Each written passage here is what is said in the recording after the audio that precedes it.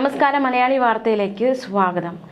ശബരിമലയിൽ ഇതുവരെയും ഉണ്ടായിട്ടില്ലാത്ത രീതിയിലുള്ള തിക്കും തിരക്കുമാണ് കഴിഞ്ഞ ദിവസം ഉണ്ടായത്. അതിൻ്റെ ഭീകരാവസ്ഥയൊക്കെ കഴിഞ്ഞ ദിവസം കെ ജയകുമാർ പ്രതികരിച്ചതോടെ വലിയ രീതിയിലുള്ള ഒരു വിമർശന സർക്കാരിന് വീണ്ടും ഉണ്ടാകുന്ന സാഹചര്യം ഉണ്ടായി. എന്തായാലും നിലവിലെ സ്ഥിതി നിയന്ത്രണ വിധേയമാണ്, ആശ്വാസകരമാണ്. തിക്കിനും തിരക്കിനും പിന്നാലെ സന്നിധാനത്ത് നിയന്ത്രണം കർശനമാക്കി. ഇതോടെയാണ് തിരക്ക് നിയന്ത്രണ വിധേയമായത്. പാളിച്ചകൾ അല്ലെങ്കിൽ വീഴ്ചകൾ ഇനി ഉണ്ടാകാതിരിക്കാൻ തീർത്ഥാടകരെ നിലയ്ക്കൽ തടഞ്ഞു നിർത്തി നിയന്ത്രിച്ചാണ് പമ്പയിലേക്ക് പോകാൻ അനുവദിക്കുന്നത്.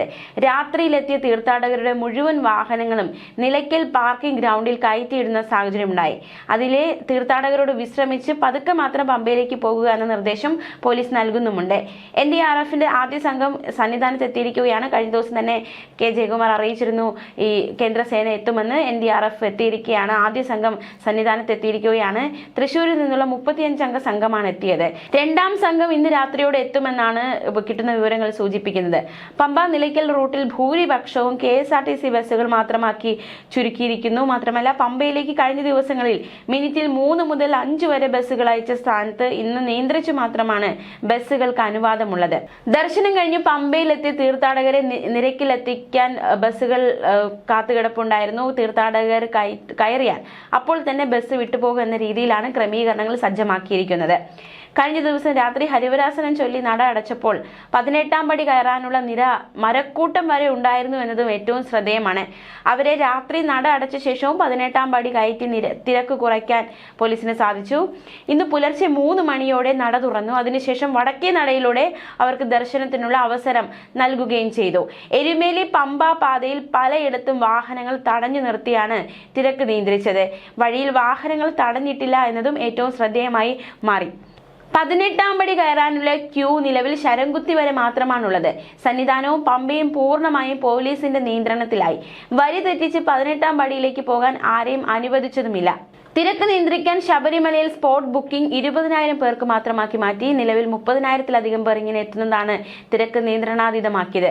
സ്പോട്ട് ബുക്കിംഗിന് കൂടുതൽ പേർ എത്തിയാൽ അവർക്ക് അടുത്ത ദിവസം ദർശനം നടത്താൻ സൗകര്യമൊരുങ്ങും. നിലയ്ക്കലിൽ 7 ബുക്കിംഗ് കേന്ദ്രങ്ങൾ കൂടി ഉടൻ പ്രവർത്തനം ആരംഭിക്കും.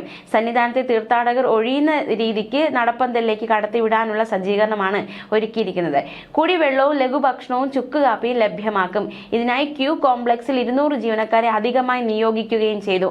ശൗചാലയ ശുചീകരണത്തിന് 200 ജീവനക്കാരെ അധികമായി എത്തിക്കുമെന്നും തിരുവിതാംകൂർ ദേവസ്വം ബോർഡ് പ്രസിഡന്റ് കെ ജയകുമാർ അറിയിച്ചു. ഇനി എന്തായാലും ദർശനത്തിനെത്തിയവരുടെ ഒരു കണക്ക് നോക്കാം. 1,96,594 പേർ കണക്കുകൾ പ്രകാരം എത്തിയെന്നാണ് മനസ്സിലാക്കാൻ സാധിക്കുന്നത്. മണ്ഡല മകരവിളക്കുത്സവത്തിനായി ഇതുവരെ ദർശനത്തിനെത്തിയവരുടെ കണക്കാണിത്. ഞായറാഴ്ച വൈകിട്ട് 5 മണിക്ക് നട തുറന്നു. അതിനുശേഷം എത്തിയത് 53,278 പേരാണ്. തിങ്കളാഴ്ച 98,915 പേർ വന്നു. ചൊവ്വാഴ്ച ഉച്ചയ്ക്ക് 12 മണിവരെ മാത്രം 44,401 പേർ ദർശനം നടത്തി.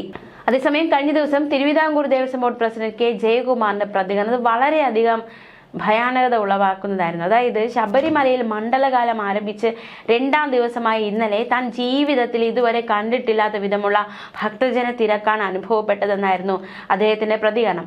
വരിയിലേറെ നേരം നിൽക്കാൻ സാധിക്കാത്തതിനാൽ പലരും മറ്റു വഴികളിലൂടെ ചാടി വന്നവരാണ് എന്നും അദ്ദേഹം പറയുകയുണ്ടായി.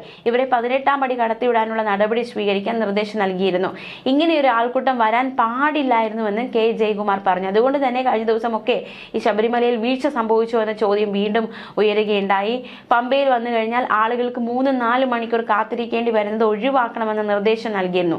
മരംകൂട്ടം മുതൽ ശരംകുത്തി വരെ 20ഓളം ക്യൂ കോംപ്ലക്സുകൾ തയ്യാറാക്കിയിരുന്നു. എന്നാൽ ഇതിന്റെ ഉദ്ദേശം നടപ്പിലായിട്ടില്ല എന്നും അദ്ദേഹം പറഞ്ഞു. അത് പോലീസിന്റെ തെറ്റല്ല, ക്യൂ കോംപ്ലക്സിലേക്ക് ആളുകൾ കയറുന്നില്ല എന്നാണ് പോലീസ് പറയുന്നതെന്നും കെ ജയകുമാറിന്റെ പ്രതികരണം.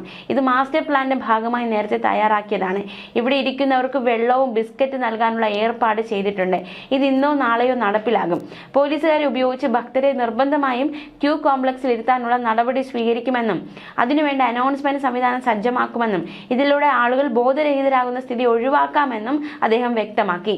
സ്പോട്ട് ബുക്കിംഗിനായി 7 അധിക സ്പോട്ടുകൾ നിലയ്ക്കലിൽ സ്ഥാപിക്കും. പമ്പയിൽ 4 എണ്ണം ഉണ്ടെന്നും നിലയ്ക്കലിൽ നിന്ന് പുറപ്പെട്ടു കഴിഞ്ഞാൽ പമ്പയിലെത്തി കൃത്യമായി പോകാൻ സാധിക്കുന്ന സാഹചര്യം ഉണ്ടാകണമെന്നും അദ്ദേഹം വ്യക്തമാക്കി. കത്ത് മുഖേന ഇക്കാര്യം അറിയിച്ചിട്ടുണ്ടെന്നും ലോവർ തിരുമുറ്റം കണ്ടിട്ട് തനിക്ക് തന്നെ ഭയമാകുന്നുവെന്നായിരുന്നു ജയകുമാറിന്റെ പ്രതികരണം. ഭക്തരെ പതുക്കെ 18-ാം പടി കയറാൻ അനുവദിക്കുമെന്ന നിർദ്ദേശം നൽകിയിരുന്നു. കുടിവെള്ള പ്രശ്നവും ശ്രദ്ധയിൽപ്പെട്ടിട്ടുണ്ട്. ഭക്തരുടെ അടുക്കിലേക്ക് വെള്ളവുമായി എത്താനുള്ള ഏർപ്പാടുകളും ചെയ്തതാണ്. മറ്റൊന്ന് ടോയ്ലറ്റുകൾ വൃത്തിയാക്കുന്നതാണ്. ഇതിനായി തമിഴ്നാട്ടിൽ 200 പേരെ കൊണ്ടുവരുന്നുണ്ട്. ശ്രദ്ധയിൽപ്പെട്ട മിക്കവാറും കാര്യങ്ങൾ പരിഹരിക്കുന്നുണ്ടെന്നും പമ്പ വളരെ മലിനമാണെന്നും ഇതിനുള്ള നടപടികൾ സ്വീകരിക്കുമെന്നും അദ്ദേഹം പറഞ്ഞു. ജീവനക്കാരുടെ മെസ്സ് തയ്യാറായിട്ടില്ല.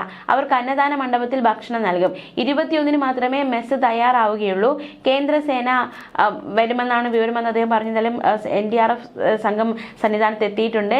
ഇത്തരത്തിലുള്ള ചില വെളിപ്പെടുത്തലുകളൊക്കെ അദ്ദേഹം നടത്തിയതോടെ കഴിഞ്ഞ ദിവസം വലിയ രീതിയിലുള്ള ചർച്ചകൾ, അതായത് വിമർശനം, സർക്കാരിന് വീഴ്ച ഇത്തവണയും സംഭവിച്ചോ, മണ്ഡലകാലം വലിയ പിഴവുകളൊന്നും ഇല്ലാതെ, വലിയ തെറ്റുകളോ അല്ലെങ്കിൽ വലിയ ഒരു പരാതികളൊന്നും ഇല്ലാതെ തന്നെ മുന്നോട്ട് കൊണ്ടുപോകണമെന്ന ആഗ്രഹമായിരുന്നു ഉണ്ടായിരുന്നത്. പക്ഷെ അതിനെന്തെങ്കിലും വീഴ്ച സംഭവിച്ചോ എന്നതടക്കമുള്ള ചോദ്യങ്ങളൊക്കെ കഴിഞ്ഞ ദിവസത്തെ അദ്ദേഹത്തിന്റെ വെളിപ്പെടുത്തലിലൂടെ അത്തരത്തിലുള്ള സംശയം അല്ലെങ്കിൽ അത്തരത്തിലുള്ള ചർച്ചകളിലേക്ക് അത് വഴിമാറിയിരുന്നു.